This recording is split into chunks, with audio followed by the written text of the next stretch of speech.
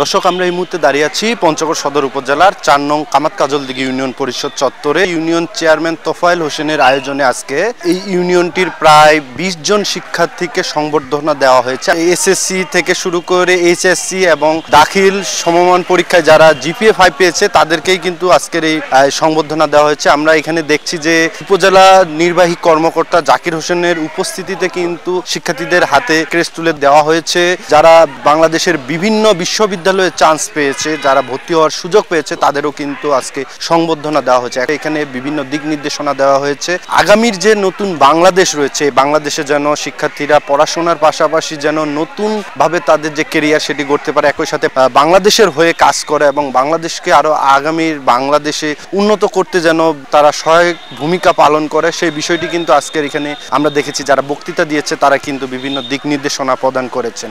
এই ধরনের আয়োজন শুধুমাত্র যে একটি শিক্ষার্থীকে সংবর্ধনা দেওয়া এটা শুধু না, শিক্ষার্থীদের মাঝে হচ্ছে অনুপ্রেরণা তৈরি করে। তোমরা হচ্ছে আমাদের বাংলাদেশের ভবিষ্যৎ। তোমরা যদি হচ্ছে বিপথে যাও তাহলে আমাদের দেশ কিন্তু, দেশের ভবিষ্যৎও কিন্তু নষ্ট হয়ে যাবে।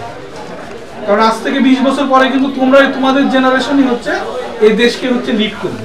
আমরা একই সাথে এখানকার শিক্ষার্থীদের সাথেও কথা বলেছি, বা যারা জিপিএ 5A+ পেয়েছে তারা বলছেন যে এই অনুষ্ঠান বা এই সংবর্ধনা তাদের অনেকটাই উৎসাহ দিচ্ছে। সে কারণে যিনি আয়োজক রয়েছেন ইউনিয়ন পরিষদ চেয়ারম্যান এবং অংশগ্রহণকারী যে অতিথিরা রয়েছেন সবাইকে শিক্ষার্থীরা ধন্যবাদ জানিয়েছে। একটি সংবর্ধনা শুধু আমাকে একটি বই উপহার বা একটি টেস্ট উপহারের মধ্যে সংবর্ধনা নয়, এর মধ্যে রয়েছে আমাদের অনুপ্রেরণা।